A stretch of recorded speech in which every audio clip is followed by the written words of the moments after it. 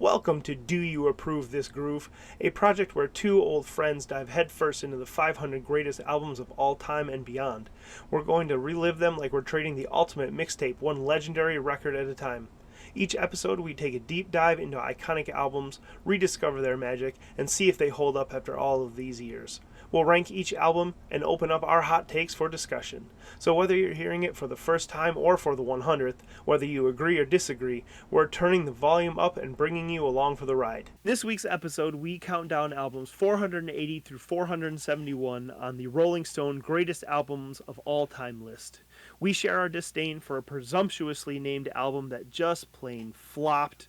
We talk about our lack of cocaine use and how it probably would have helped us appreciate a few of these albums more. And we both agree that SZA has us under her control. I'm Tyler and he's Kyle. Let's get to it.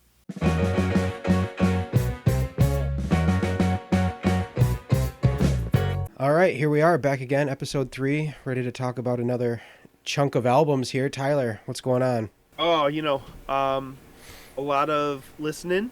It's been cool to listen to these 10 albums again. I'm getting over my sickness. I think my voice is better. Shout out to microphone technology that was able to naturally edit out my coughs from last week. Because as I listened back and edited stuff, I didn't hear any. So either you did a great job, or the software did its job. I gotta say, it was a pretty tedious editing process. Well, and shout out to you, Kyle. Well done. Oh, that's funny. You were saying as we were getting kind of set up here, that out of the 3 sets of albums, the 30 albums we've checked out so far, this one didn't quite tickle your fancy as much as some of the others. No, I mean, yeah. It was. I mean, just as a whole, as a chunk of 10 albums, this was the most just kind of meh group of them so far. That being said, there's one on here that I really loved that I'm excited to talk about. So not to say that there wasn't anything good. There's definitely at least two. I had 2 really good albums that I enjoyed, but as a whole, it was. Yeah, I listened to these for the most part the first time through on our vacation down to Florida over the holiday break. And much of it was through the drive, so it was kind of like a first crack through, and I was trying to pay attention. I've got a good memory of the Sheryl Crow album really late in North Carolina, but really late at night driving to North Carolina. But it was good to get back into these over the past week and think about them more and listen to them a couple more times. So my thoughts definitely evolved over this week. So it was cool to check them out again. Album 480 is Miranda Lambert's Weight of These Wings. It was released on November 18th of 2016. This is a double album that comes in just over at an hour and a half, coming out of Nashville. Produced by Frank Liddell, Eric Mass, and Glenn Worf. This is pretty deep into her discography. I mean, she definitely cut quite a few albums at this point. And the story on this one is that this is her divorce album. Her highly publicized divorce from, what was his face? Blake? Yeah, Blake Shelton. His name? Blake Shelton, yeah. Pre-Gwen Stefani, post-Miranda Lambert. So, Kyle, what did you think of The Weight of These Wings? Hey, it's Kyle, just jumping in real quick to ask, do you approve this groove? Let us know in the comments. Give us a quick thumbs up, subscribe to the channel, and join the conversation. I'll start with the positive. This album, it had a lot of heart in parts. Mm-hmm. You could hear the sadness. There was a lot of sadness. There was a lot of angst and feeling in some of the songs. And being a double disc, being a double album, I feel like it's hard to build a strong, cohesive double album that makes sense start to finish through both discs. And I feel like this managed to squeak by and do that fairly well. But I think one of the ways it did it fairly well is, especially on that second disc, not doing anything too exciting, like not doing anything too, like not pushing anything in any, like every song, I don't want to say every song sound the same, but every song had the same vibe on that second disc. I mean, there were some songs that I really enjoyed on this.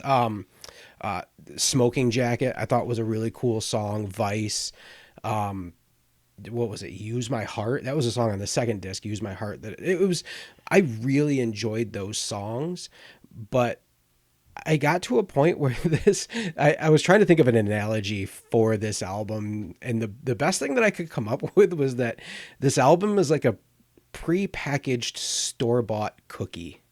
Like, the ingredients are there, and yeah, I'll eat one, sure, and it's gonna be fine, but it's missing like the soul of the baker in it. Like the songs, a good chunk of them, despite some of them being really heartfelt and sincere, a good chunk of them felt very plastic, like just too polished, too correct, too right. Like almost like it wasn't saying I'm sad and I'm writing this song because I'm sad, and more of like, I want to write a sad song and here are the things I need to do to accomplish what a sad song should sound like.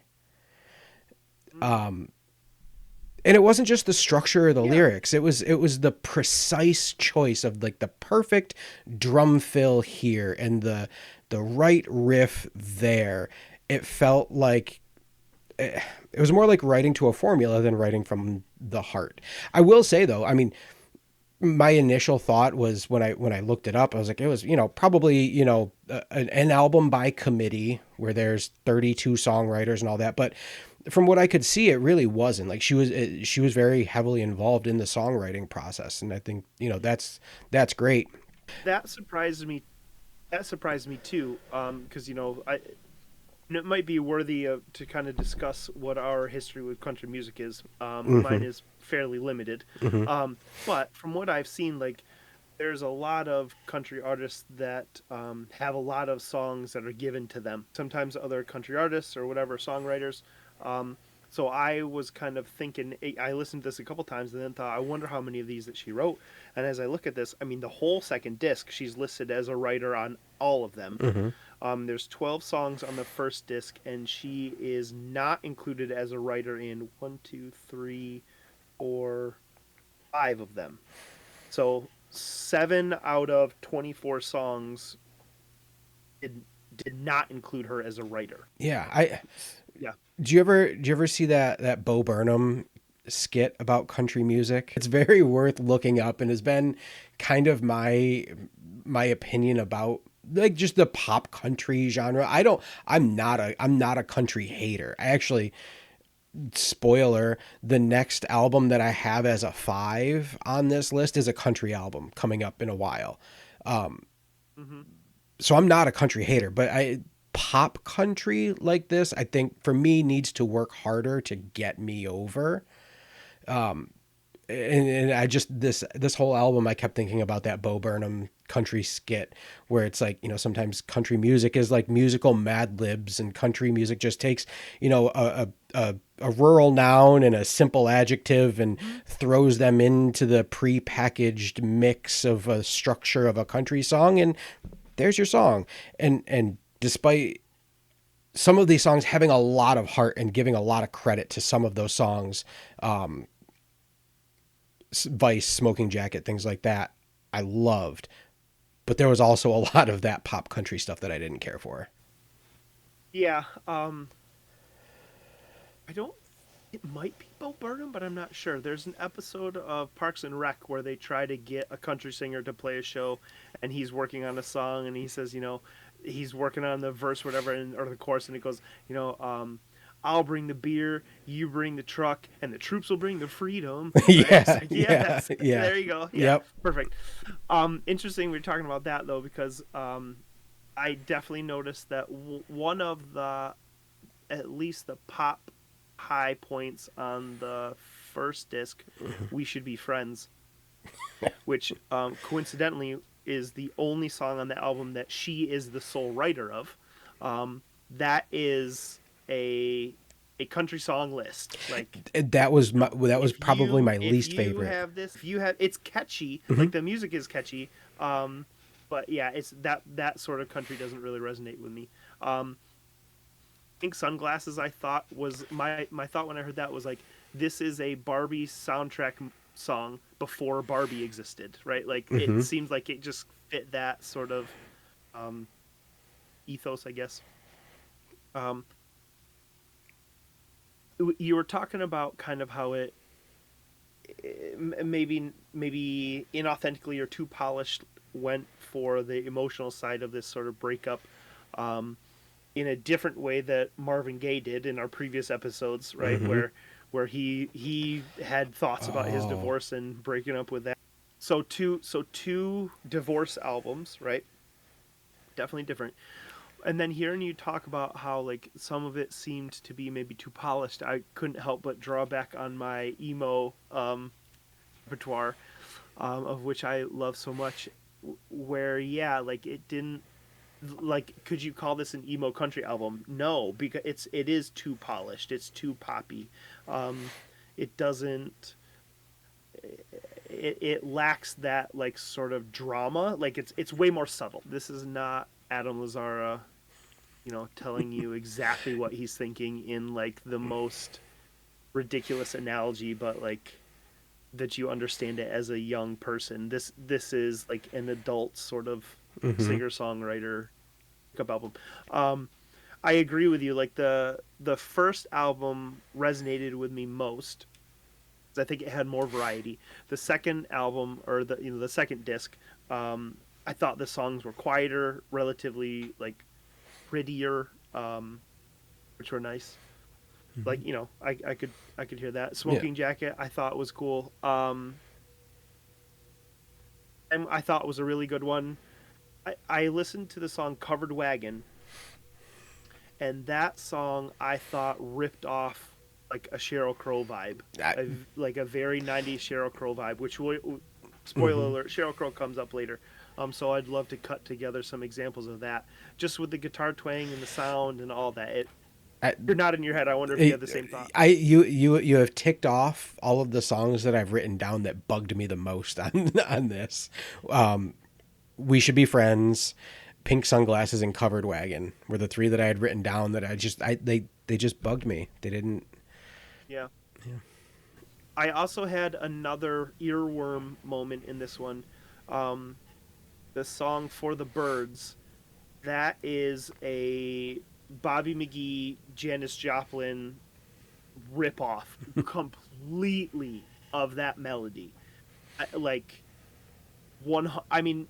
didn't even seem like the phrasing and everything didn't even seem to try. So, I couldn't find anything that would specifically talk about that, because again, if the writers of that are saying like, yeah, we really envision this as part and parcel of that song, like, okay, I could respect that more. If they set off to just write this song and didn't recognize that, Yeah, man, I don't know if you caught that at all, but like that was shocking to me. I mean, you could literally do a transposed version, a one and the other, and it would fit.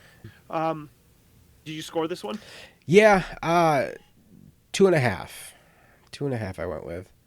2.5. So leaning more towards like didn't like it. Didn't like it. Yeah, and definitely like the inoffensive. Like there's nothing bad about it, but I'm definitely not going to seek it out. Like if it were to come on, like I walk into a room and it's on, I'm like, oh yeah, I know that album, and I'm not gonna be like, you need to turn this off, but I'm also not gonna seek it out. And like I said, I wanna give credit to some of the songs that I felt were worth my time, because there were songs on this album that I thought were worth my time. So I didn't hate it, but yeah, 2.5. I wonder if this album gets more maybe respect because of kind of where she had been as an artist before this one. Miranda Lambert was part of the Pistol Annies, which was almost like a grittier, in my opinion, kind of a grittier throwback country trio. Um, then she had put out some more poppy stuff. I I remembered listening to this that there was a time in when it came out, and I forget which album it is. Um, but I really liked a Miranda Lambert album randomly that came out. And I thought I re-listened to some of those songs just for context, and I liked those songs better. So I wonder again if like is part of her career and where it came out. And I wouldn't say people gave her sympathy praise for this. I think she's better than that. Um, but I just wonder if it was like I'd be interested to hear if people who have more knowledge of her career and where she was at, if this had such a different tenor to it that Yeah. they gave it a lot of respect. Right. You know, maybe she wrote way more songs than she had before and was more of an artist in this one. Um, I gave this one a 3, just because I thought like you said, there's some songs that I could hear myself coming back to or imagine like putting it on. Um, this album won um, the American Country Music Award Album of the Year in 2017. And I don't know exactly what the other one is. It was nominated for Album of the Year from the CMA Awards. It didn't win, but it was nominated. So it went. The next album we're going to talk about is number 497, Selena's Amor Prohibido. This album was released on March 22nd, 1994. It's a Spanish language album. It comes in at 35 minutes and 27 seconds. Coming out of Amen Studios in San Antonio, Texas. Produced by A.B. Quintanilla. This is Selena's 4th studio album. My exposure to Selena was not her music. It was actually the biopic starring Jennifer Lopez. Yep. That prominently played on HBO in the late 90s. That's how I came to know about her. Kyle, what did you think of this album?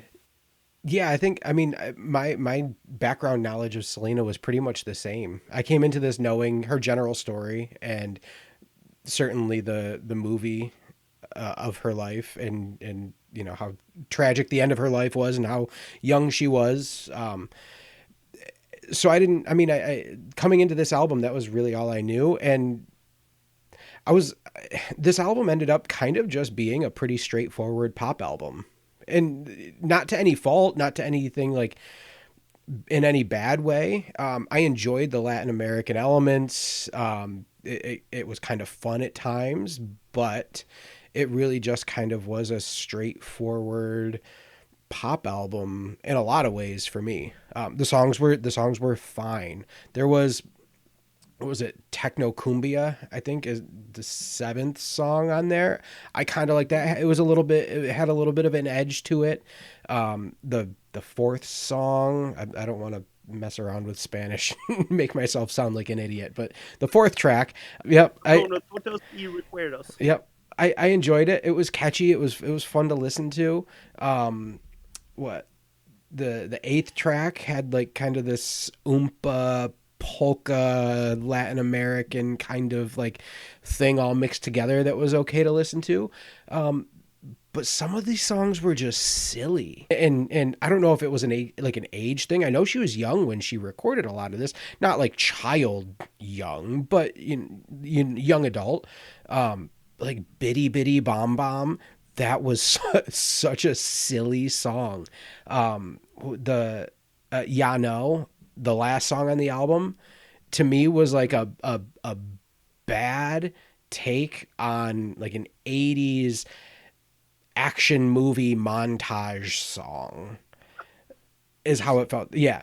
But that being said, I don't want to knock it too bad because this was a fantastically successful album. Like my own personal reaction to it aside, it was a fantastically successful album. Like the thing I just wanted to look up because as I was listening to this a couple of days ago, I was looking at, on YouTube Music that I use, it shows the number of plays for every song.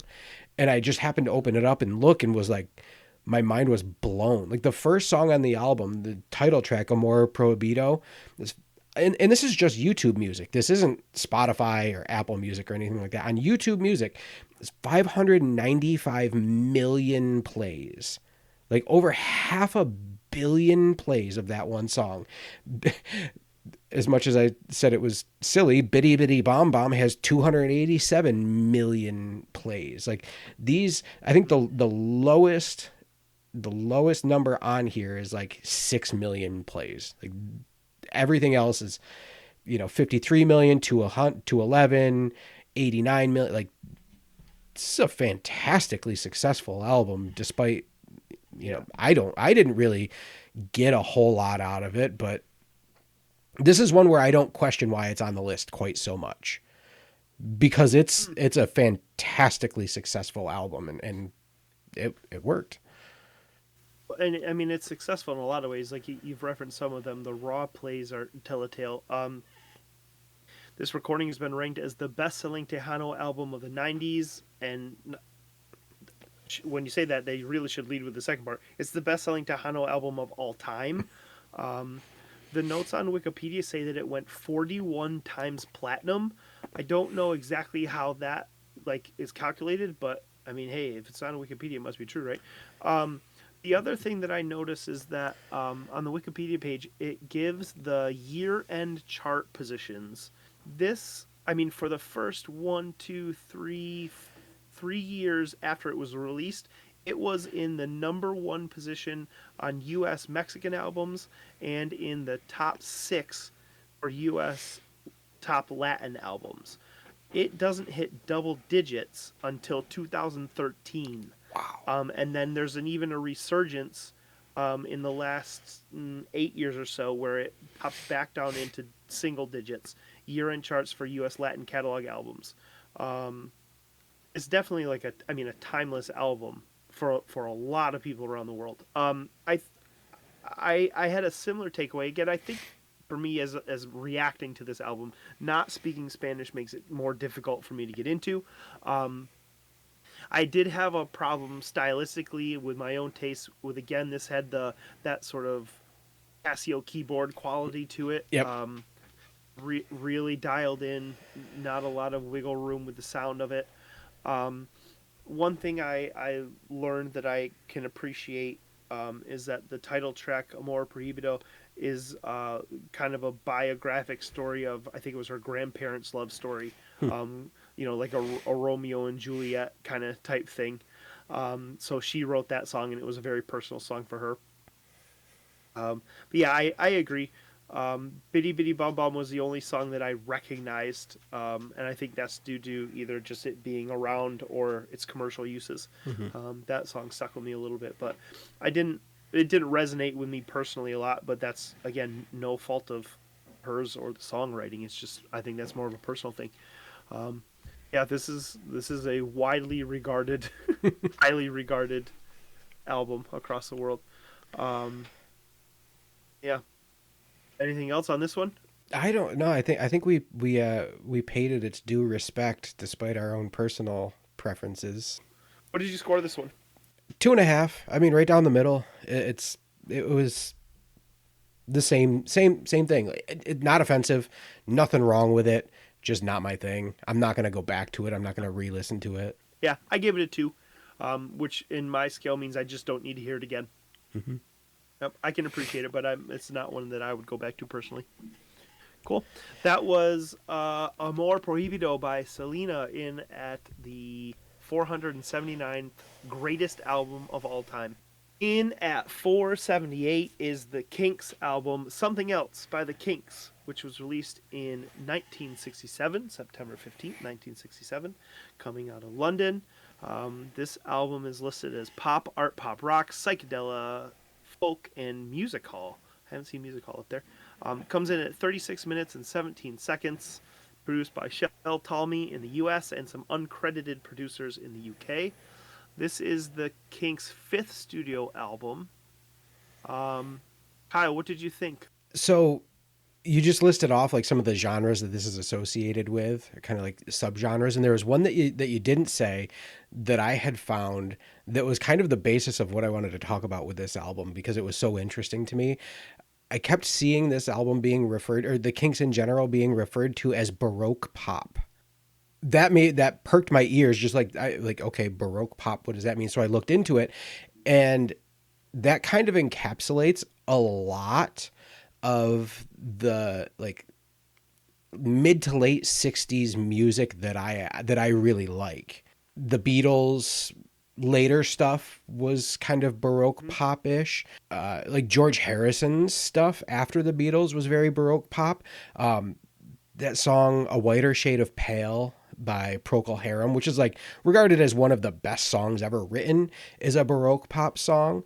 And that's what I liked about this album. And once all of that kind of clicked for me, I realized why I liked this album. And that's I enjoyed the kind of melding and meshing of pop and rock music with the more traditional classical melodies that made it interesting to listen to. Like the thing that I wrote down, and I was telling my wife the other night as I was listening to it, I was like, this is like the later period Beatles stuff with less acid. Like not no acid, but just a little less acid. There was a little bit of it that was silly. It was tongue in cheek. Not super. What was it? Harry Rag.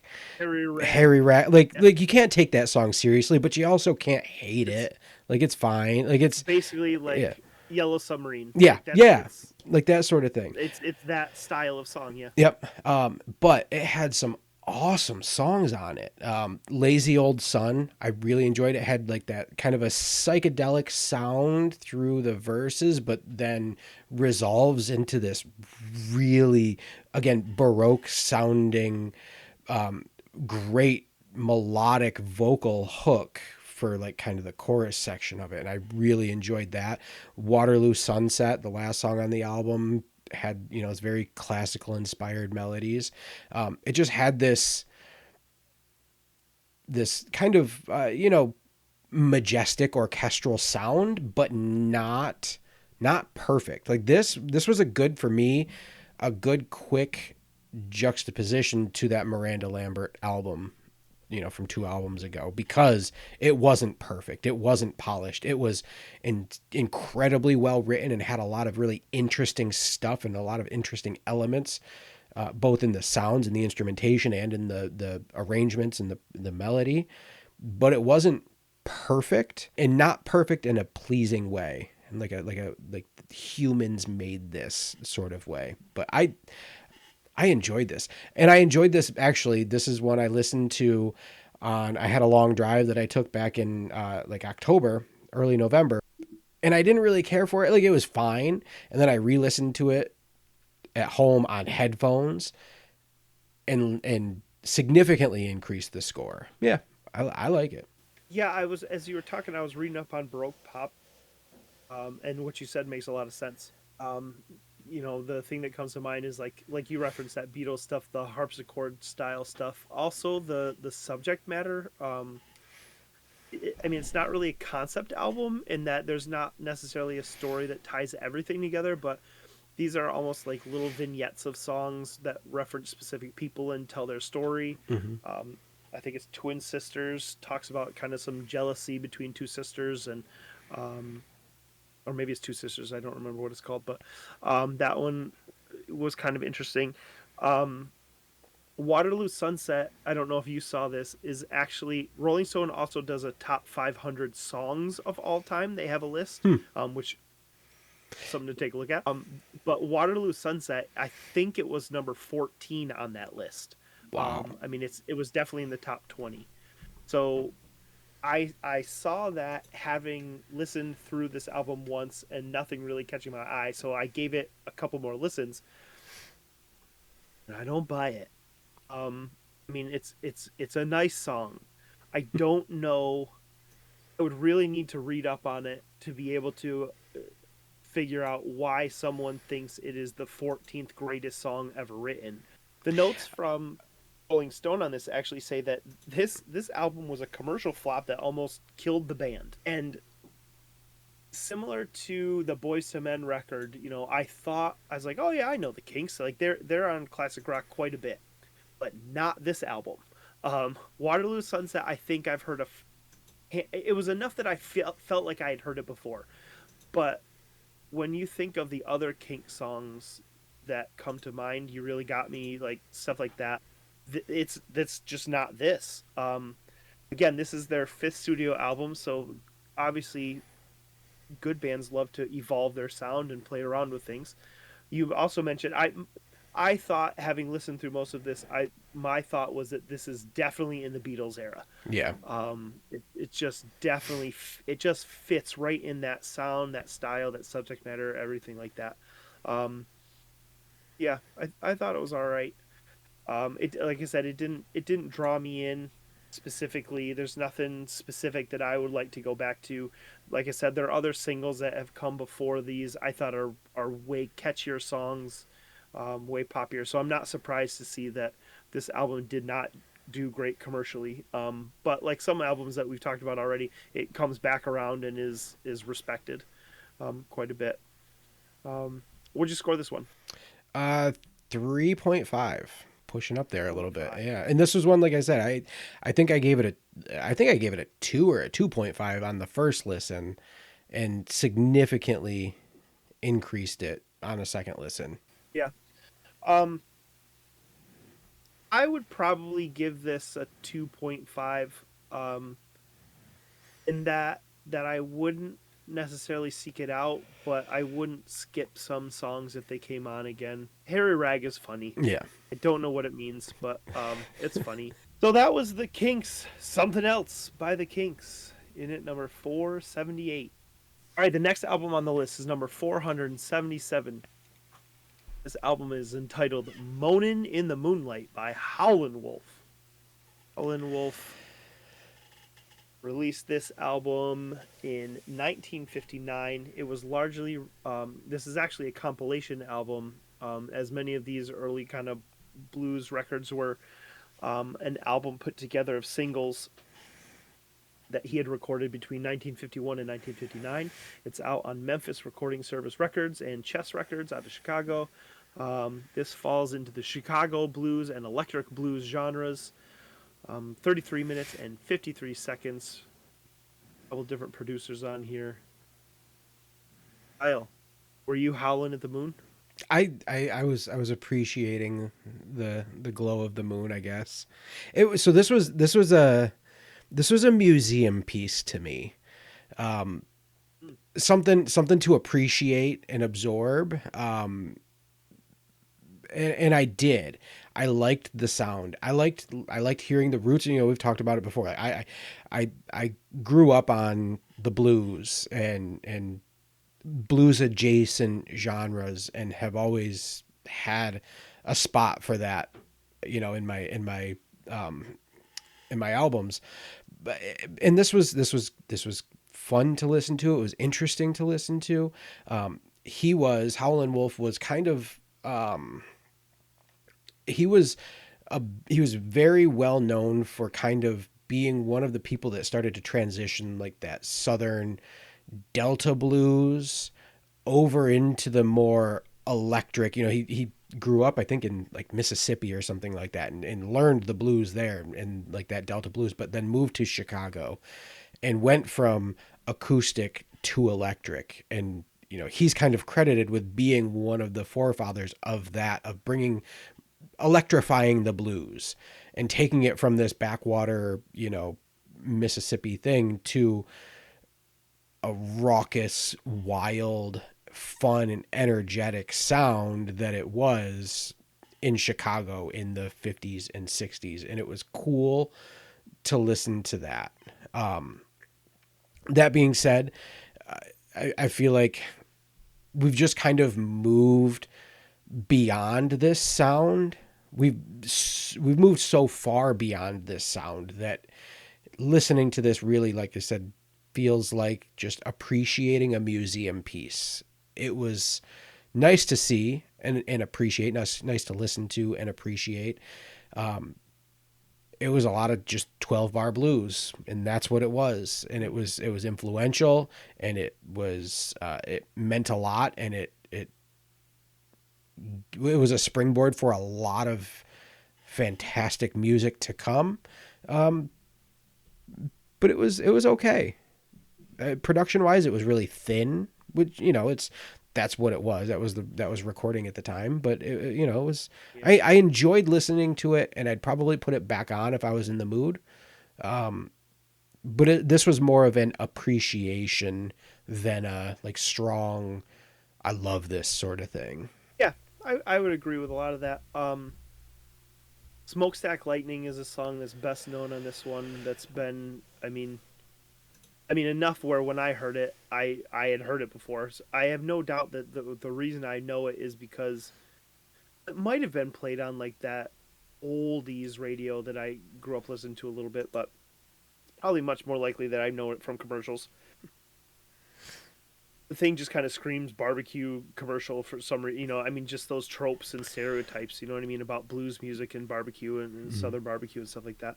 I could definitely trace the sound from the Money Blues acoustic stuff, from those Delta blues to Howlin' Wolf's electrified blues. And as I listened to some of this, I could anticipate the next step that artists like Jerry Lee Lewis would make into Great Balls of Fire, and really starting to move that blues sound into what was that 50s and 60s rock and roll. A lot of the instrumentation, the rhythms, stuff like that. So I agree. Like as a sort of museum piece, like I think this is well deserved. The dude could howl. He's like, I don't know if you caught, like, he definitely had a little go-to, his little howl song that I'll insert in here, popped up here and again as kind of his calling card, right? Yep. That's his version of those audio tags, so people would know it was him right away, which I think is kind of cool, to see how that starts even way back then. Yeah. Would you rate this one? I went with a 3.5, just because it is up my alley. I enjoyed it. Yep. Yeah, I would give this one probably a high 2, maybe a 3. Just because it is, like you said, it's so far away from a lot of the stuff that we hear, especially today. I think it's worth revisiting now and again, just as something different. So I can appreciate this one. Yeah, it was pretty cool. It was pretty cool to listen to. Another one that I'd heard that song Smokestack Lightning, but I didn't know who sang it. I didn't know anything about him until I had encountered this list. So I was glad I did. Cool. That was Moanin' in the Midnight from Howlin' Wolf in at 477. The 476th greatest album of all time is by the band Sparks, called Kimono My House. Kimono My House. This album was released on May 1st of 1974. Recorded entirely in London, in the UK, although Sparks is an American rock band. We'll talk about that in a little bit. This album is 36 minutes and 19 seconds long, tagged as glam and art rock. It was released on Island Records, produced by Muff Winwood. That's the second Muff producer we've had on the list, right? No, Mutt. Mutt. Yeah, Mutt was the other guy. Lang Yeah. and Muff. Yeah. My fault. This is the third album by the rock band Sparks. Kyle, what did you think? I listened to this album in the car on a long drive. And the first like real thing that clicked with me was she's got an interesting voice. Because I'm sitting, yeah. There's no she in the band. There is not. And I mean, I didn't register. He sings in this very high falsetto that, they double the tracks to kind of fill it out a little bit. The cover of the album is two women. and again, I was just driving. It was the next album on the list. I was driving. I put it on. I didn't like look into it. I didn't think much of it, and I was like, yeah, she's got an interesting voice. And so then I found out later, actually, just this week as I re-listened to it, that no, that's actually a guy. But all that being said, this was a fun album.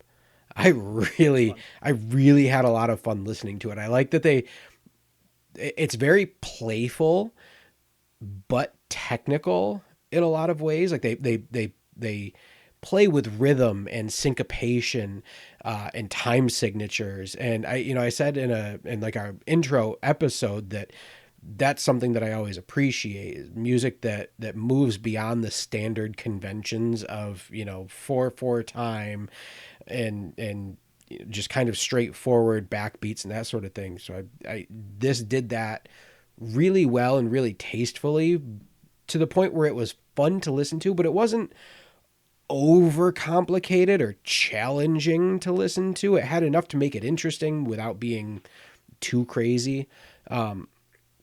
It had, that kind of 70s vibe, and the biggest comparison, and I wouldn't say it's a stylistic comparison necessarily, maybe slightly, but more of the guitar tone. Not every song, but a lot of the songs, the guitar tone made me think of Rush a lot. The guitar tone that they have in this album is a very, it's very Rush, like Alex Lifeson guitar tone that I always really liked. And it kind of had, like that little bit of a progginess that Rush has, but more theatrical, which was a lot of fun. Absolutely. Yeah. That's an understatement. Yeah. I mean, it was experimental. It was playful. It was fun. It was exciting. I enjoyed this album. I didn't write down. I had written down a couple of the songs that I liked, but I don't have it right here in front of me, but I just brought it up here. This Town Ain't Big Enough for the Both of Us. The first track on the Falling in Love with Myself Again. That was fun. I all around it was good. It was a fun album. Yeah. So I came to know Sparks. I've talked about this band before, but Nate Roos from The Format, they put out a live album. I don't even know what year. Maybe close to 2007. Maybe before that. And in one of the live tracks, they covered This Town Ain't Big Enough for the Both of Us. Now, that is the single off the album. And it peaked at number 4 in the UK and number 101 in the US, which is interesting. I'll talk about that in a second. But so it was a fairly well-known song for the time. And he referenced it, and he says, this is a band that we really like, a song by a band we really like called Sparks.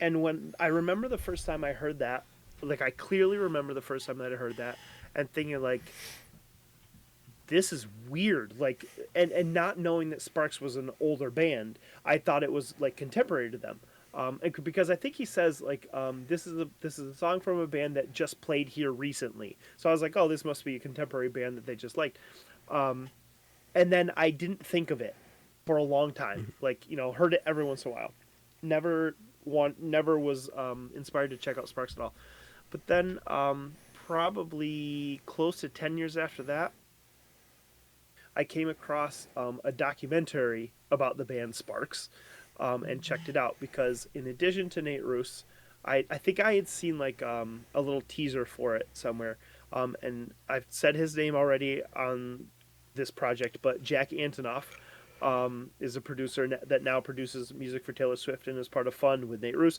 He referenced, I think he was actually interviewed for it as one of the contributors on the documentary. I was like, well, if Jack Antonoff likes him too, like, let me check it out. So I watched the documentary, and it was pretty fascinating. This band originated in the U.S., released 2 albums, and almost, this is my own thought, having known kind of their story, but it seems like they were like, we don't fit in here.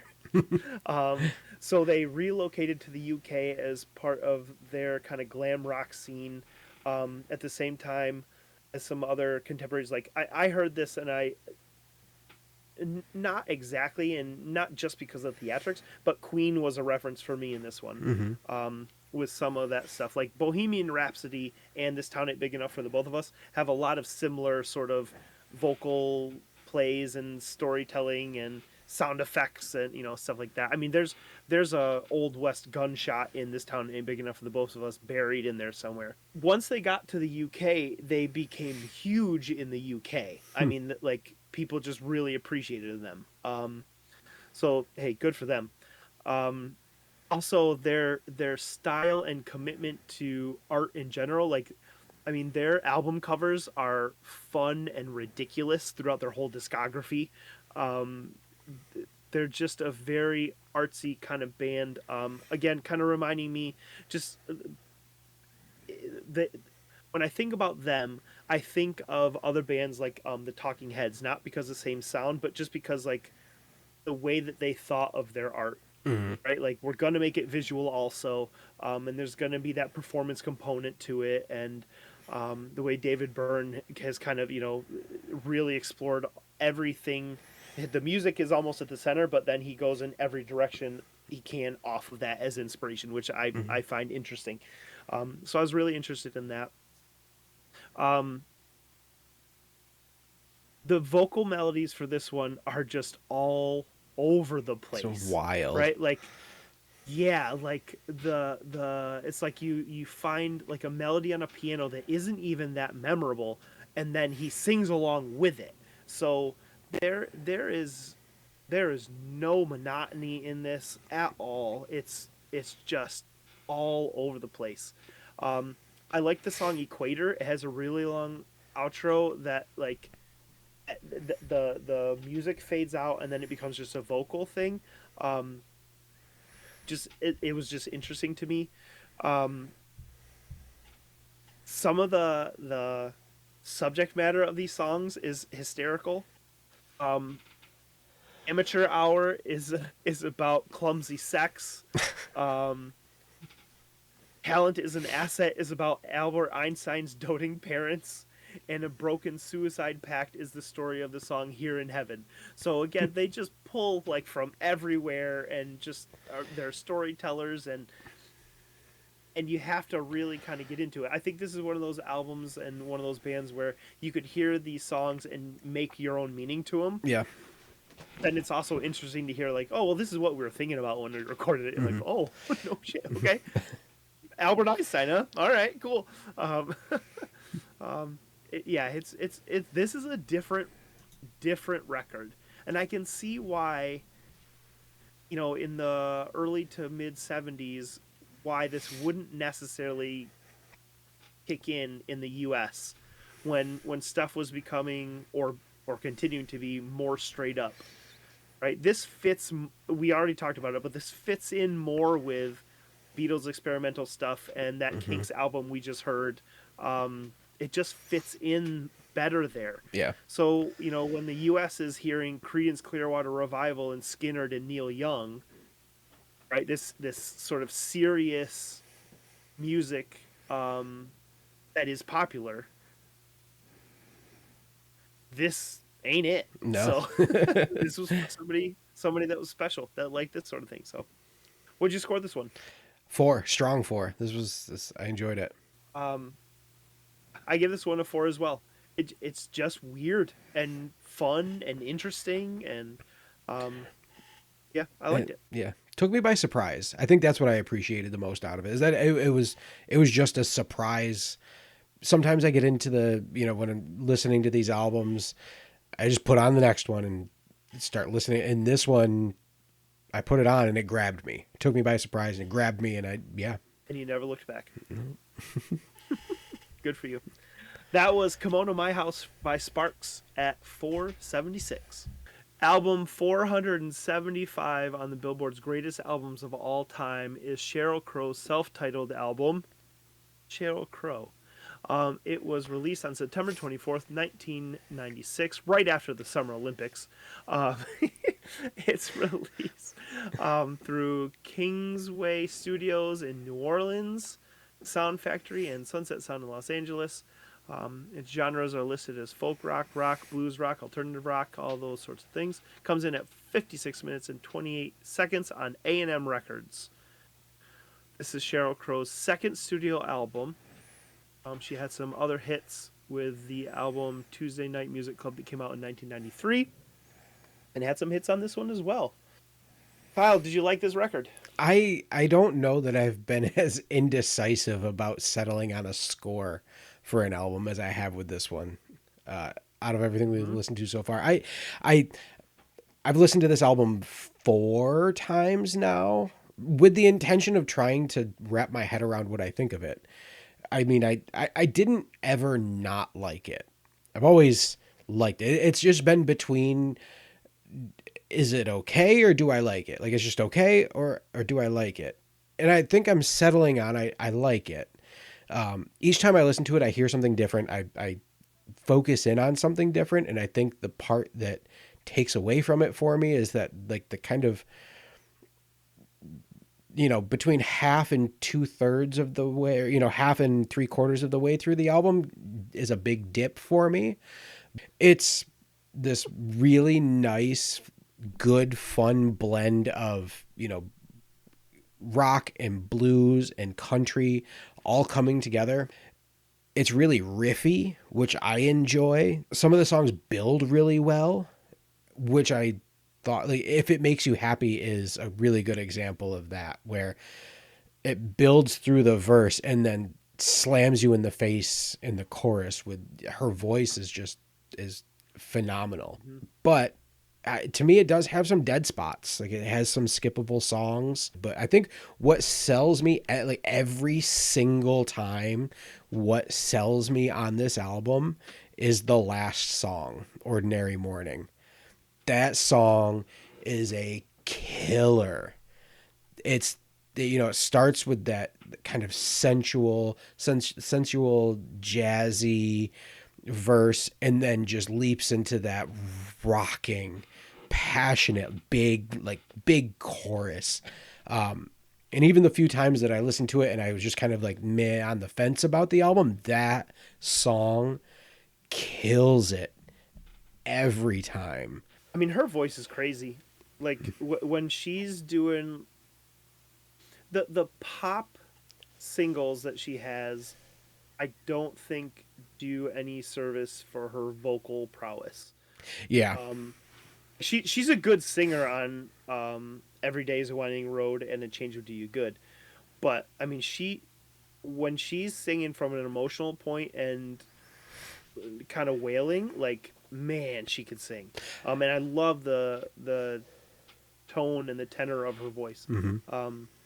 So for me, like, a song like If It Makes You Happy, like, really sticks out for that reason. There were others that I thought she sounded really great on. Ordinary Morning, yeah, I had that down also.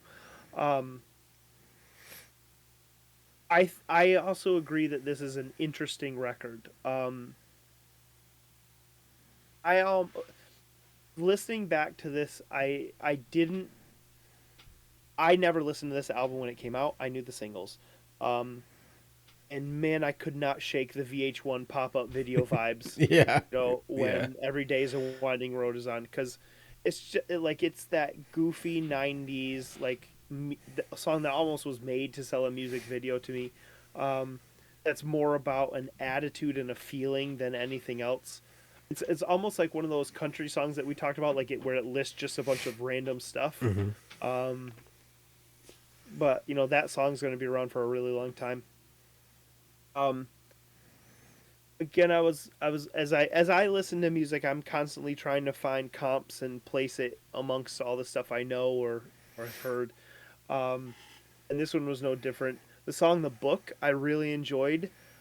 Its melody is a little bit strange. It's not a traditional kind of melody song.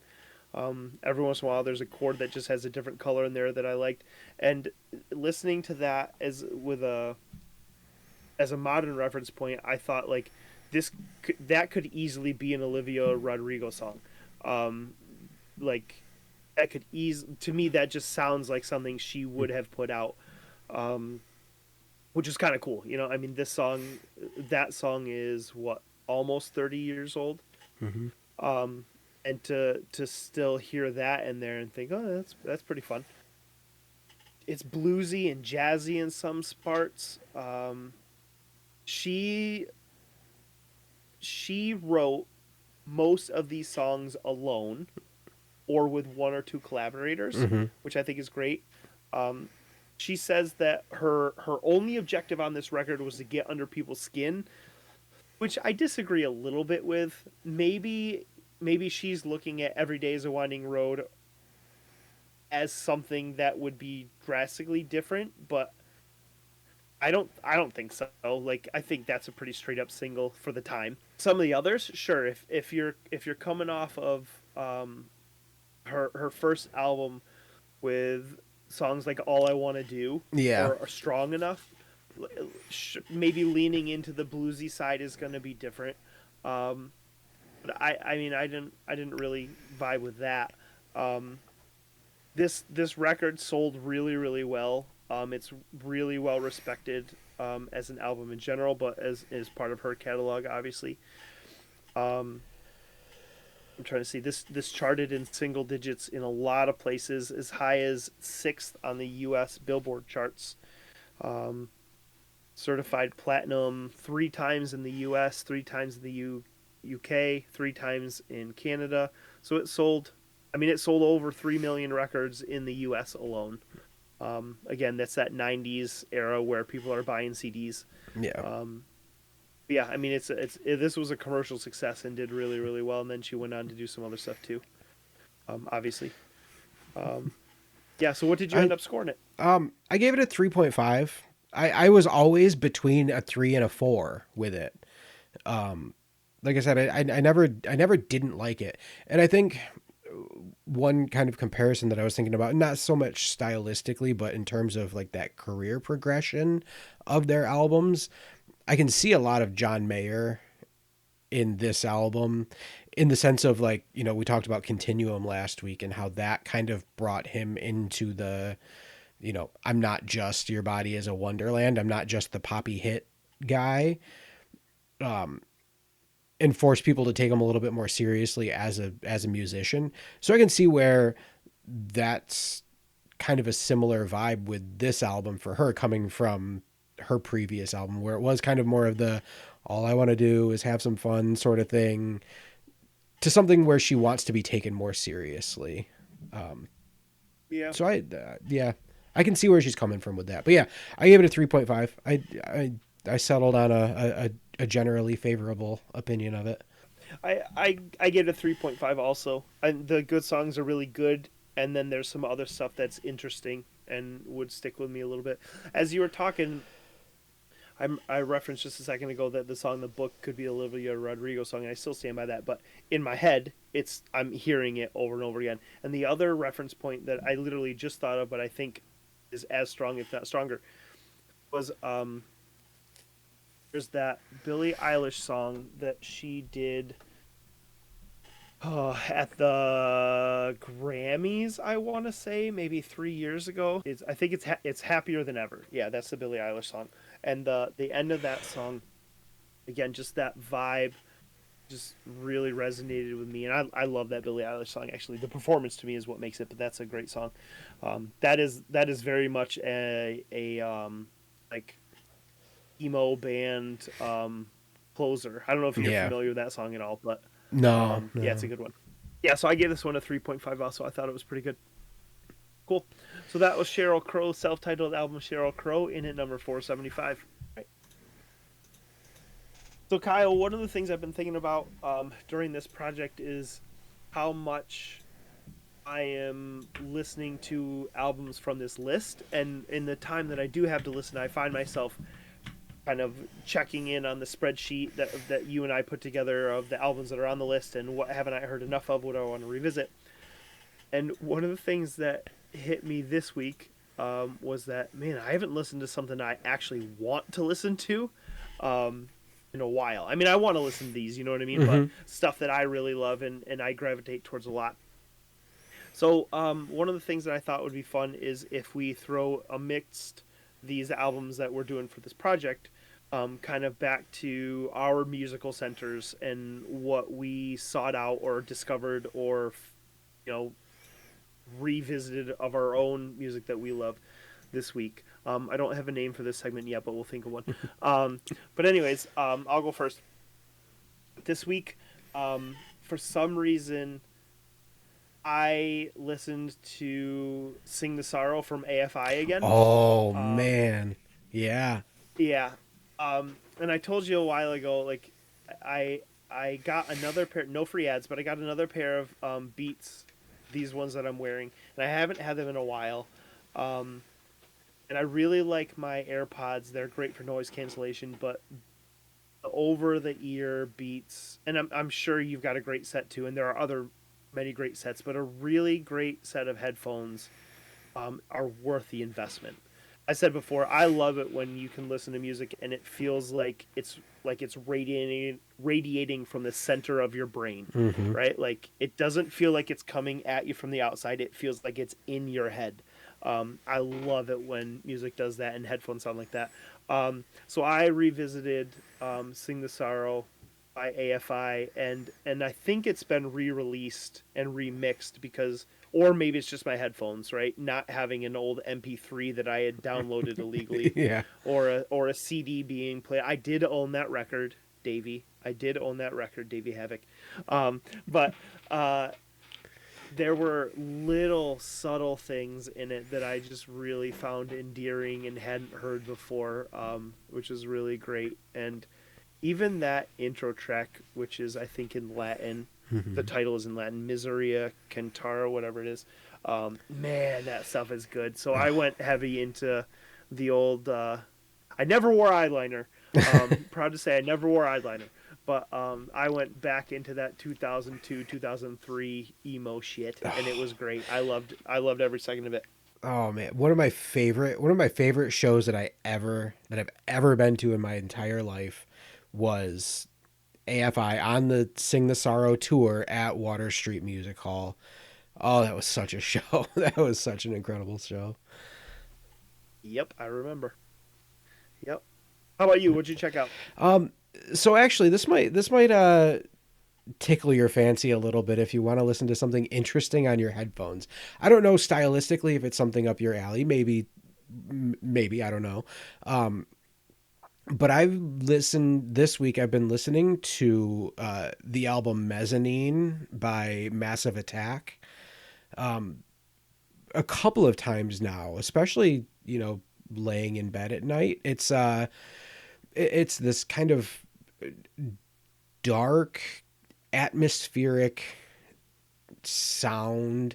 It's just this very layered, very intricate, very detailed, a lot going on, a little bit of a droning sense to it. But it is a headphone album, and that's kind of what I was looking for. I was looking for something that wasn't going to just be something I threw on just to listen to. I wanted to have something to listen to that did something for me, and I agree with what you were saying about I want music to feel like it's enveloping me and radiating from within me. And this album, Mezzanine by Massive Attack, on a decent set of headphones is that. Sweet. That ends whatever this unnamed segment is. Perfect. The 474th greatest album of all time, asterisk, according to Rolling Stone, is Big Star. That's the band's name. Their album is very presumptively entitled Number One Record. All right. This, I don't. Oh God. Sorry, I'm giving it away. This album was released on April 24th of 1972 out of Memphis. It's produced by John Fry on Ardent Records.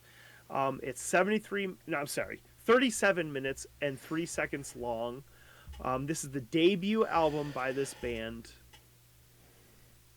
I'm gonna start this one off, and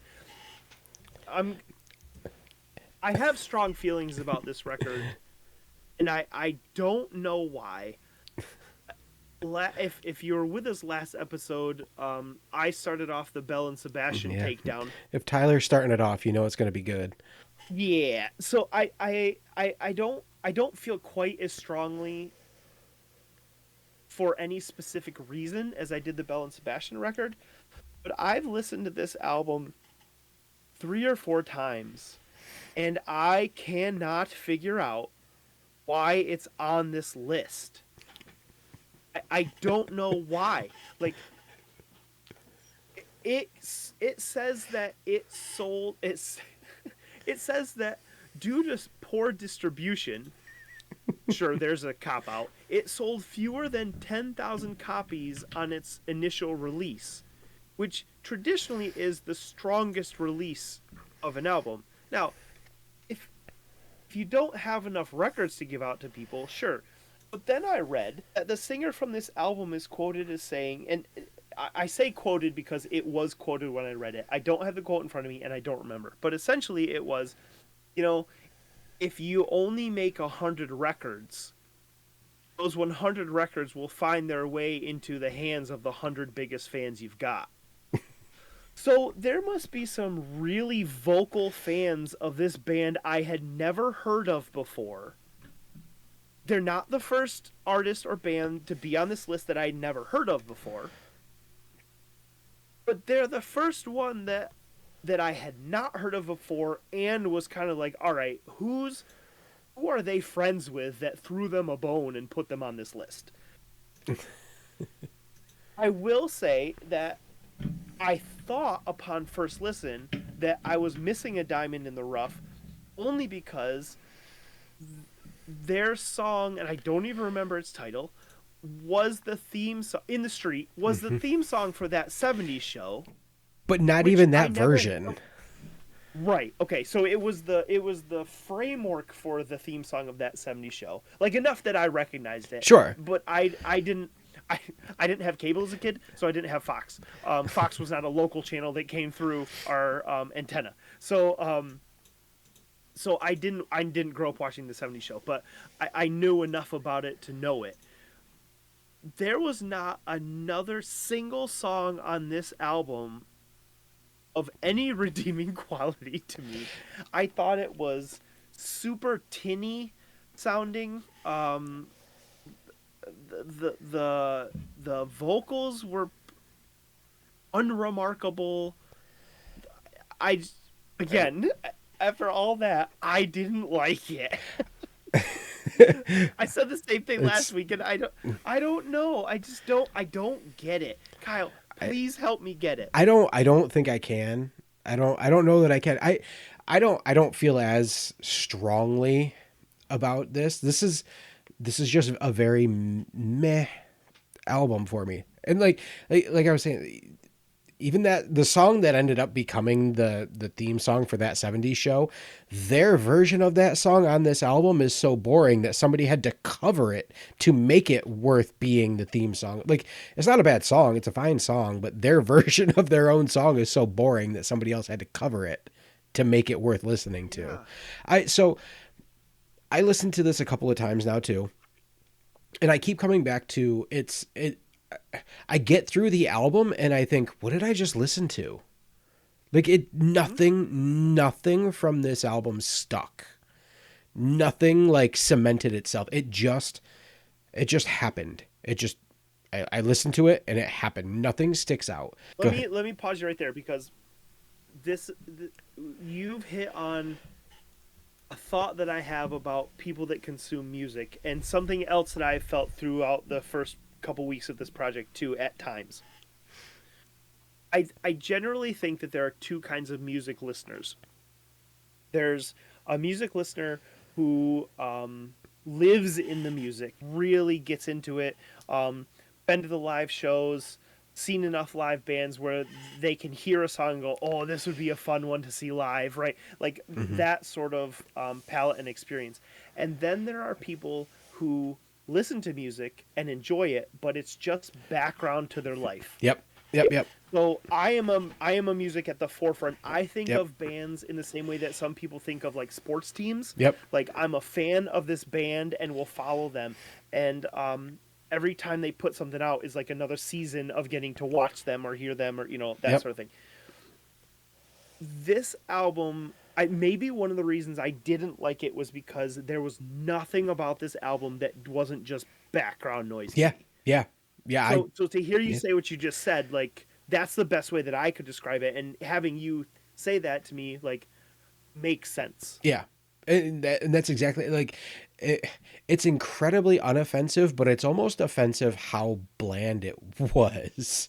Like, because it really just didn't stick. So the one thing that I was curious about with this album, again, like you said, why is this album on the list? And I had started to see here and there as I was just kind of looking around about it, how many other bands cite Big Star and this album in particular as a particularly influential album. Wilco has mentioned this being a big album for them. The Replacements have. REM was hugely influenced by this. The Counting Crows, which I have a very big soft spot for Counting Crows. I really like the Counting Crows. But I might like them a little less now to hear that they're inspired by, I mean, kidding, obviously, but like I don't it makes me question myself. It makes me question what do I know? What am I missing? What don't I know? I don't get it. Yeah, and I don't know. Well, okay, so we know that the top 500 list was made, especially the most recent one, in part by a lot of music critics, but also a lot of artists. So if some of the artists they polled, if enough of them listed this, I could see why this would be at the end of this list, right? 10% of the bands or artists that they polled for this project like cited this. Okay, well then yeah, I can see why it would be on there. But as part of like the world's tapestry of music and people that enjoyed it, like no. I mean, literally by any measure, no. I've referenced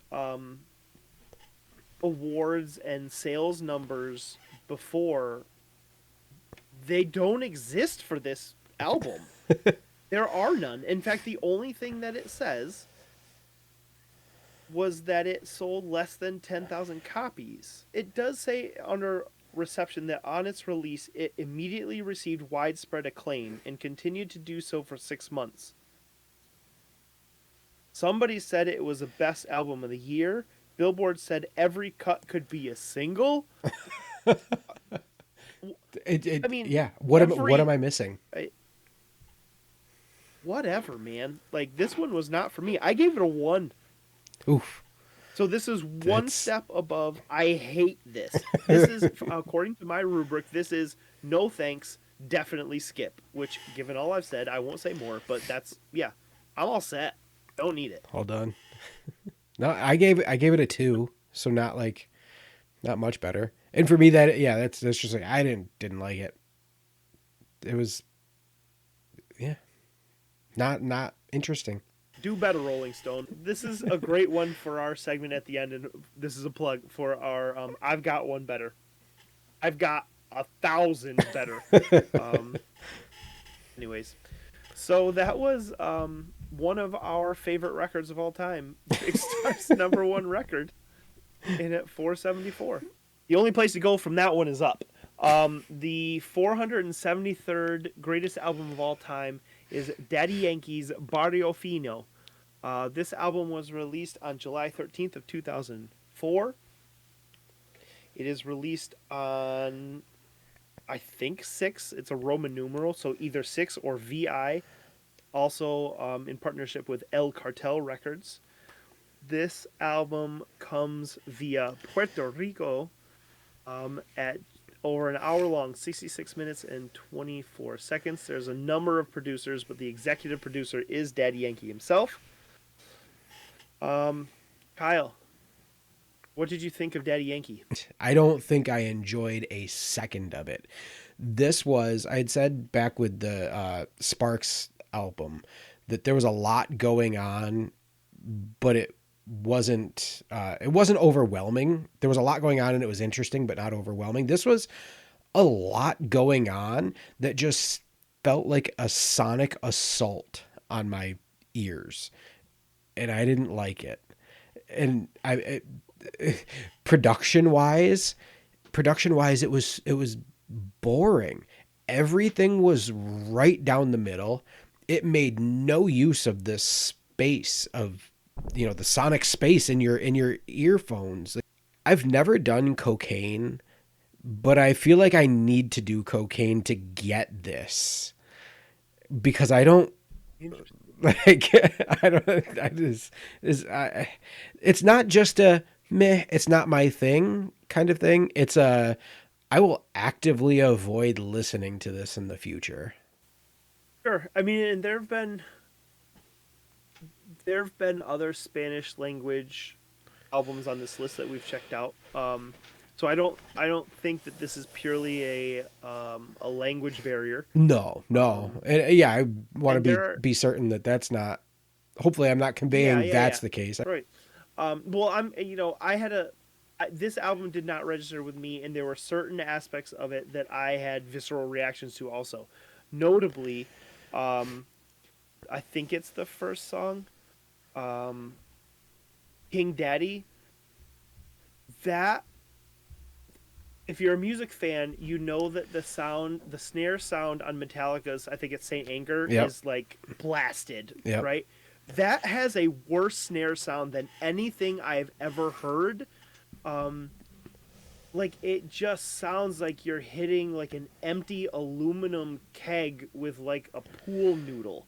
It's it's just it's it was assaulting to the ears, and which brings me, to kind of bridge this together. This album is credited with kind of solidifying the genre of reggaeton, which is called a raw blend of hip hop and reggae, from Puerto Rico. Like this is one of the first albums, I guess, that commercially did well and kind of put it on the map. Um, a lot of pretty much any reggaeton I've ever heard has the same drum beat. It will vary in some instrumentation, but what makes the song unique are the vocals over top of it. So that the instrumentation really is a vessel for the vocals, the lyrics, whatever it is. Um, so so that song stood out to me. King Daddy stood out to me in a negative way because for many of these songs, the music fades to the background and you hear the vocals. It did not for that one for me. I mean, that snare was just like, oh, and it comes in like twice every bar. So it's do bang bang, oh god, bang bang, oh god, like it was just a lot. Now that being said, Gasolina is a banger. I mean, that song. I was thinking about that. I was reflecting on this today. I was driving my son to daycare this morning, so it was dark at like 6:40 in the morning, and I thought, I don't remember the first time I heard that song. It's as if that song has always existed. It is timeless and ageless. Now I know that's not true, but like Gasolina is like, I feel like everyone our age knows that song. We were in cold, dark, wet bars Yep. when that song was on, and questionable things might have happened. Um, when that song, I looked forward to that song as this album played, and that one didn't disappoint because I mean, come on, that is a worldwide banger. Um, yeah. What else did you think? Anything else? No, no, I'm happy to leave this album behind. I mean, this album, Gasolina, like I just mentioned, is listed on a number of best Latin songs of all time, best dance hall and reggaeton songs of all time. It's on a number of those lists. This album received a Latin Grammy Award for Best Urban Music Album at the 6th Annual Latin Grammy Awards. So it won some awards within its genre and then had some crossover success also. It's got a pretty good legacy when it comes to the path it blazed for other artists to come. But as far as we're concerned, it didn't blaze much of a path for me. No. It charted at number 1 on some specific charts, as high as 33 on the R&B hip hop album charts for Billboard, 16 for rap albums in Billboard, number 1 in Latin albums and tropical albums. But it wasn't a huge crossover hit. But again, I'll challenge, and this album did go platinum in the U.S. So it sold over 1 million records. But I think if you asked people that don't have reggaeton or Latin music as part of their culture growing up, or the music that they were exposed to growing up, they'd be hard pressed to name something other than Gasolina. But like I said, the flip side of that is I don't know many people that don't know that song. Yeah. So well done, Daddy Yankee. You made a name for yourself for sure. That was Barrio Fino from Daddy Yankee at 473. Album 472 is SZA's Control. This album was released on June 9th, 2017, recorded over 3 years previous to that. It comes from TDE and RCA Records at 49 minutes and 1 second. A number of producers, again, on this. Some names that pop out to me. Specifically, Tyler, the Creator's listed as a producer on this one. So that's kind of fun. He had been doing his thing for a while at that point. This is SZA's debut studio album, and it has guest appearances from Travis Scott, Kendrick Lamar, and a few others. Kyle, what'd you think of this album? I am really appreciating this list of 500 albums for introducing me to things that I just hadn't come across before, because this album was this was good. This whole album was just a vibe, and I enjoyed it, not knowing what it was coming into it. SZA was just a name to me. I couldn't have told you a genre. I couldn't have told you anything about her. I enjoy music that every time I listen to it, I pick up on something new, whether it's a new sound or a new hook or something that I just have never picked up on before. And I've listened to this album a good handful of times now, and every time I listen to it, there's something more to enjoy about it. There's something new to find. And it's good. One thing that I picked up on my last listen through is how it's bookended with Supermodel at the beginning and 20 something at the end. Stylistically, like, they're very similar songs with kind of just the stripped down, straightforward single guitar and vocals and just great vocal melodies and great vocal performances. It felt to me like it was kind of like that was the opening and the closing of the album, and that was very intentional because it matched. It bookended the album really well. It had just great atmosphere, great sound. Overall, I just was taken by surprise by this album, and this is the second album on the list this week that just took me by surprise. I would say the first 3 songs, I was like, all right, this is okay, I like it. And then Drew Barrymore was just like the 4th song. I was like, oh, okay, now I get it. And from then on, I was like, yes, this is good. And then on re-listen, I appreciated those first 3 songs more on re-listen. But that was my first impression of it, was that Drew Barrymore song going forward really got me into it. There was a good, just the feel of the instrumentation was interesting. And it was a very well done mix of both live instrumentation and digital instrumentation. There were some drum loops and some synth pads and different things going on there, but also guitars, other acoustical instruments, being played. I'm having a hard time finding words for this album because it's something that's so different for me. Mm-hmm. So I'm relying more on just the overall vibes of it, and for me, it was overwhelmingly positive. I really enjoyed this. I was telling my sister, who knows SZA and is a fan and all of that, and I didn't know that, but I was talking to her. I was like, "Oh yeah, I was listening to some of these albums and talking about some of my favorites so far," and I brought this one up, and she's like, "You liked that?" I said, "I loved this." So yeah, I don't know. Yeah. I'm having a hard time finding the words to explain it or describe it, but this was my favorite album of the week for sure. Yeah. So my first spin of this album, I was in Florida putting together a chicken coop for my mother-in-law. Shout out Maureen. Just as one does. And I was, following along with the directions and trying to make sense of this thing. So I didn't spend a lot of time with it. I felt like when I listened to it, I felt like I had heard one or two of the songs before.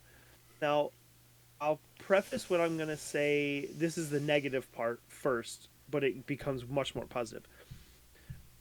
I thought on first listen, and still do, that a lot of the vocal melodies are repetitive. Um, and what I came to kind of think was this album to me, and I don't have enough context for other similar artists, so I don't know if this is a unique sound of hers, which is why this album is held in such high acclaim, or if it's not. But it reminded me almost of a mashup of like R&B vocals and mumble rap, where like they're like especially the triplets in mumble rap, that was a recurring kind of theme that pops up in her singing. um, but I really liked it. One of the things that I really appreciated about her is she is not subtle. No, Her no. Yeah, she comes out and she tells you like there is no like room for interpretation on this. I mean, she tells you exactly what this shit is about. um Songs like Doves in the Wind, that features Yep. Kendrick Lamar, Yep. is a very explicit song, I but an it, interesting well, it wasn't really back and forth, but an interesting opposing viewpoints on the same topic.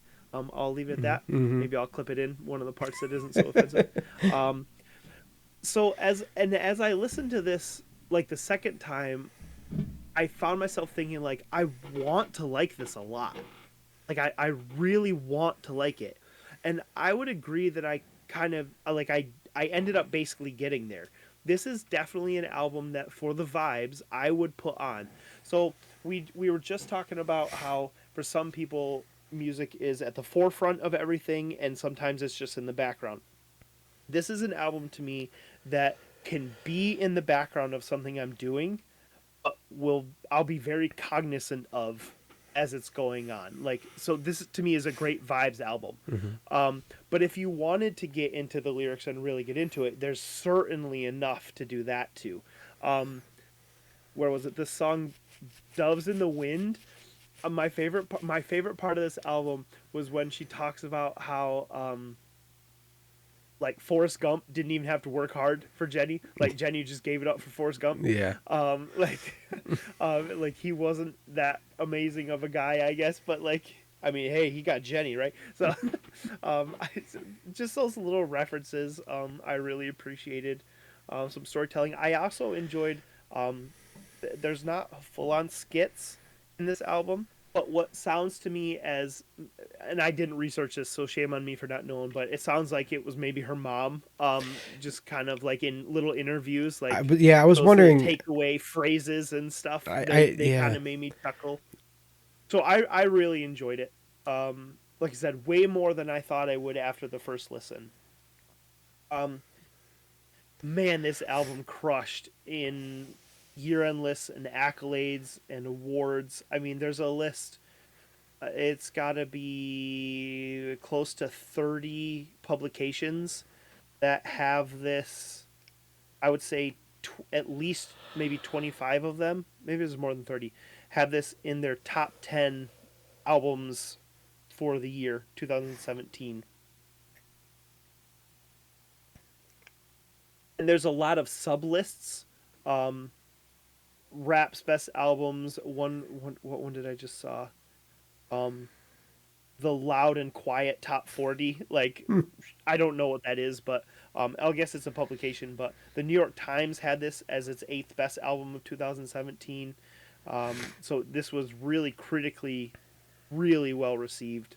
Not only that, but it peaked at charts. It was number 2 in the top, the U.S. top R&B hip hop albums, and number 3 on the Billboard 200.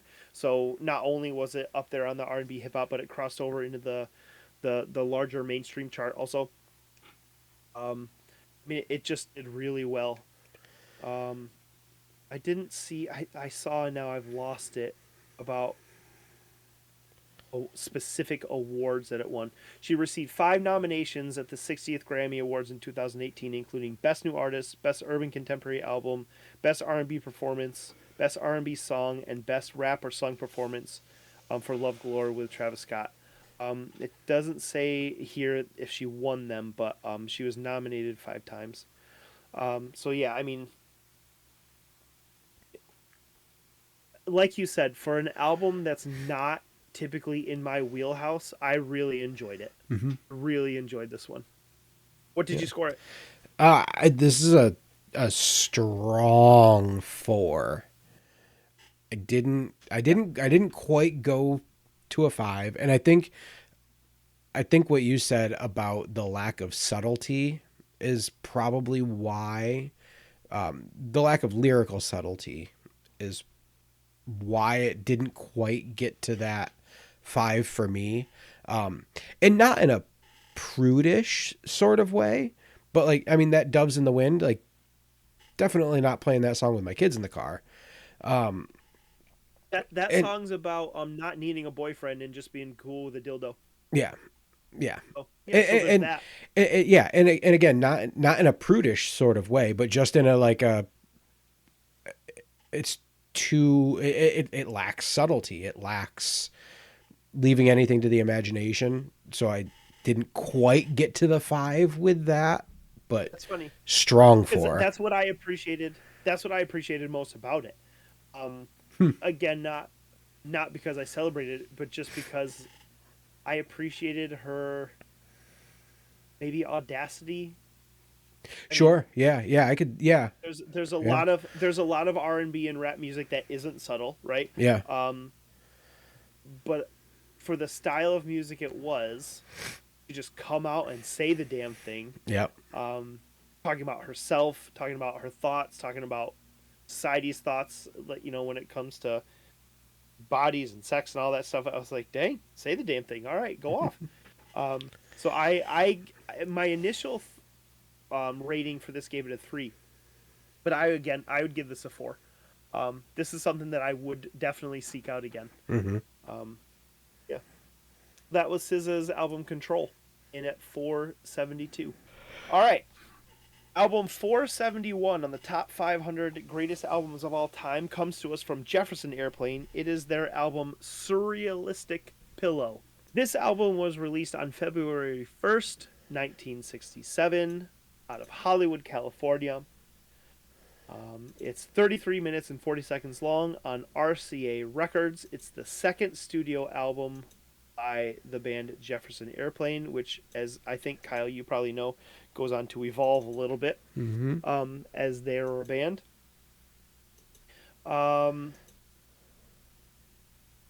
Did you think of this one? The first thing that struck me is the coincidence of this album coming out the same year as the Kinks album from earlier. and how different they are.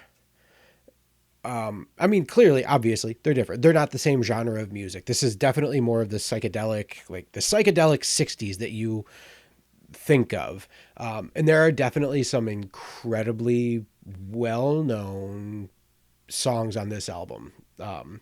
Somebody to Love, White Rabbit, like these the songs that people absolutely know.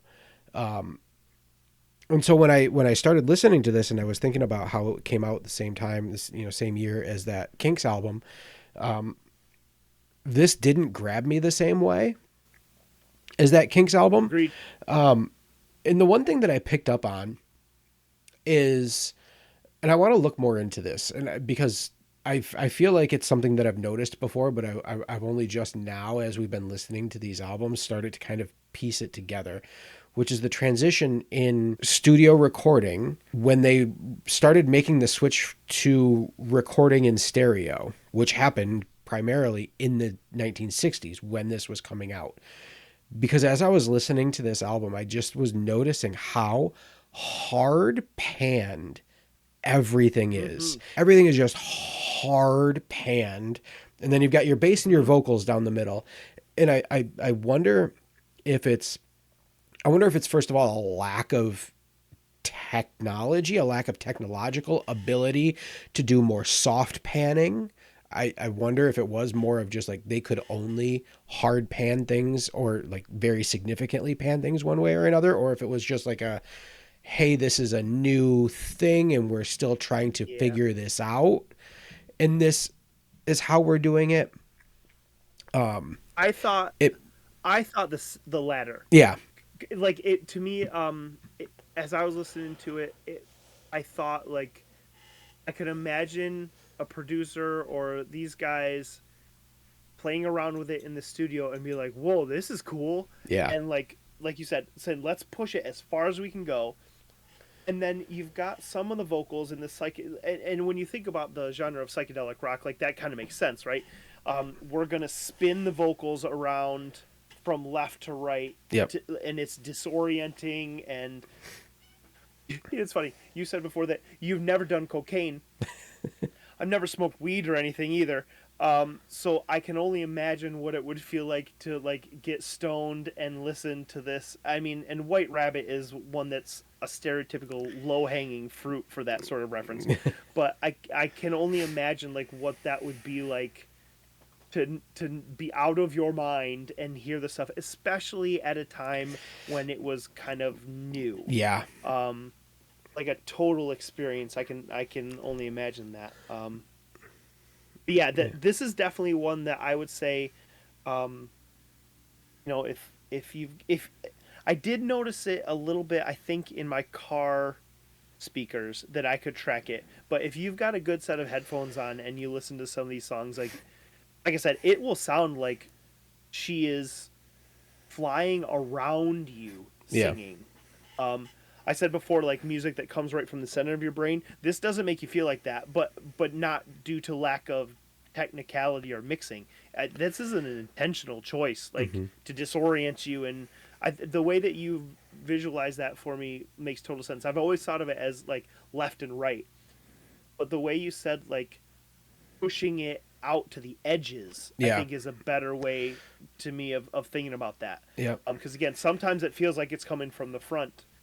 Which in my mind would say like, oh, well then it's just mixed in the middle, but it doesn't feel like that. It feels like it's way out in front of you. So listening to this album makes me wish that I could listen to it in 1967 because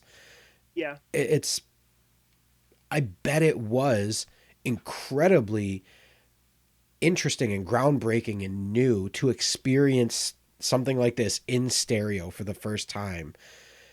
Here's a reference for you. It makes me wonder, like, what do we have anything like this today? Here's a reference, not to the point where I think it sounds so new due to this, but as you were talking, and I'm thinking, like what can I call upon that has that same feeling? And the first thing that came up was Incubus's "Just a Phase." They have that intro where the that electric kind of sound, and that goes around. Yeah. Yeah. before the song actually starts. Mm-hmm. Um, and I remember thinking that was cool when I was in high school and listening to that, Yeah. at the time, being like, oh, whoa, that's Mm-hmm. weird, and being able to follow it. So yeah.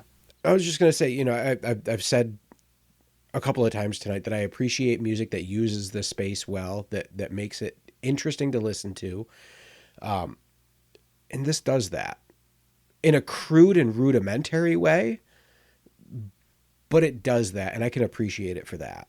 Yeah.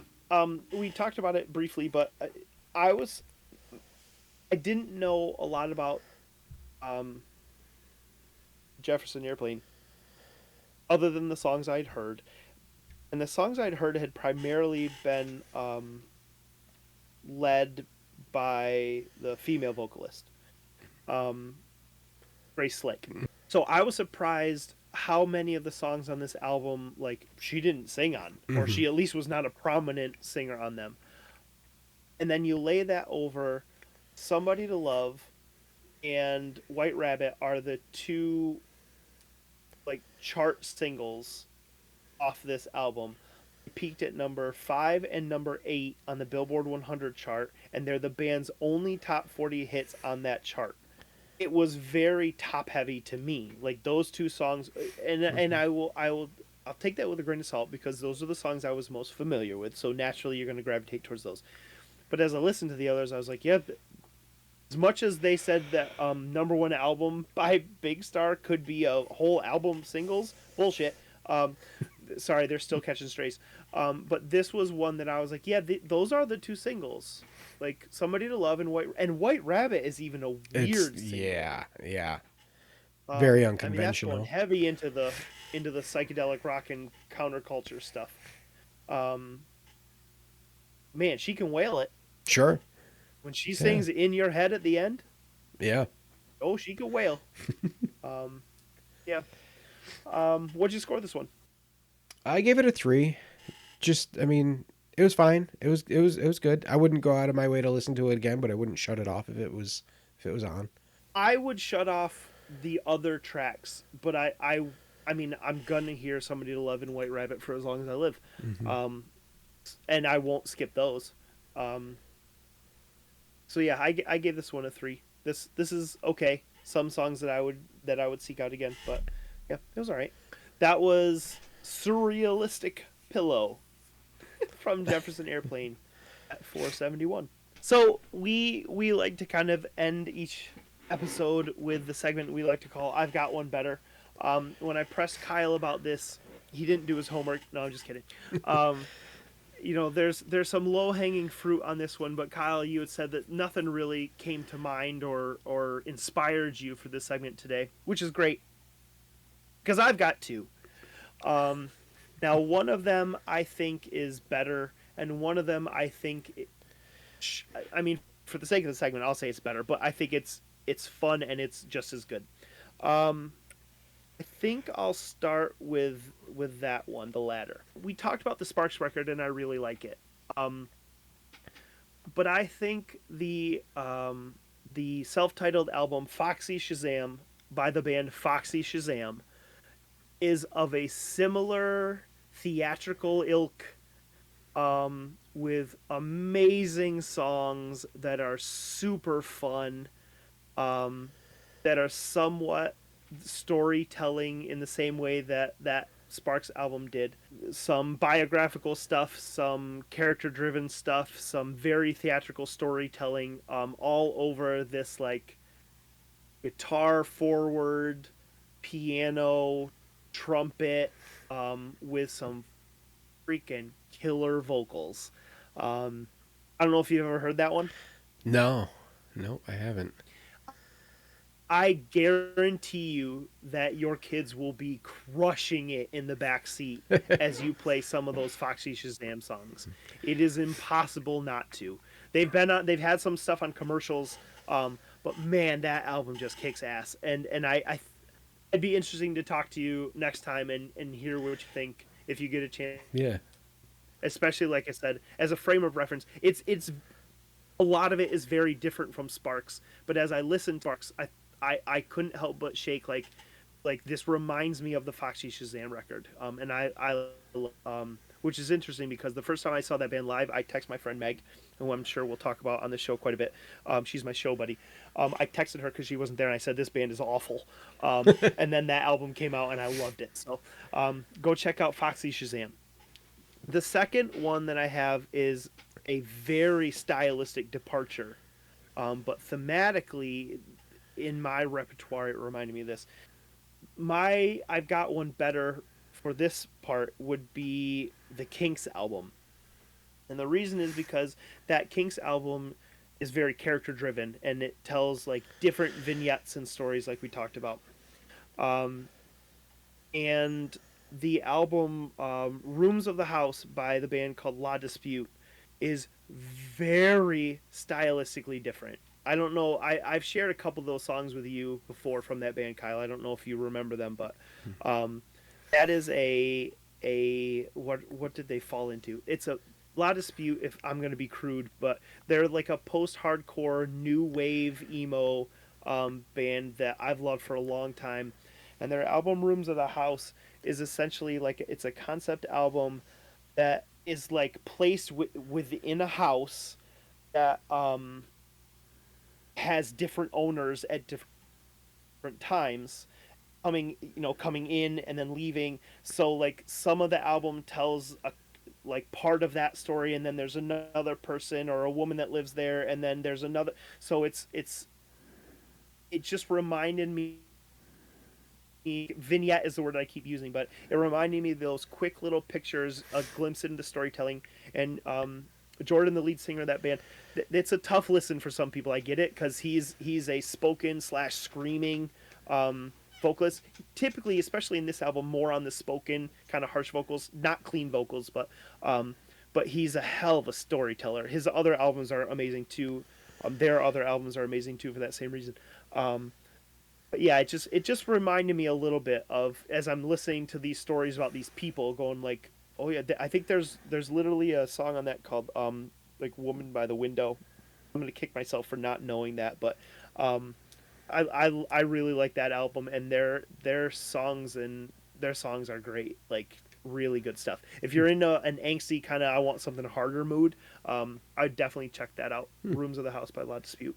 Hey, thanks for watching. We'd love to hear what you think of these albums, so let us know in the comments. Do you approve these grooves? And as always, a quick thumbs up helps a lot. Subscribe so you can see all 500 albums, and we'll see you on the next record.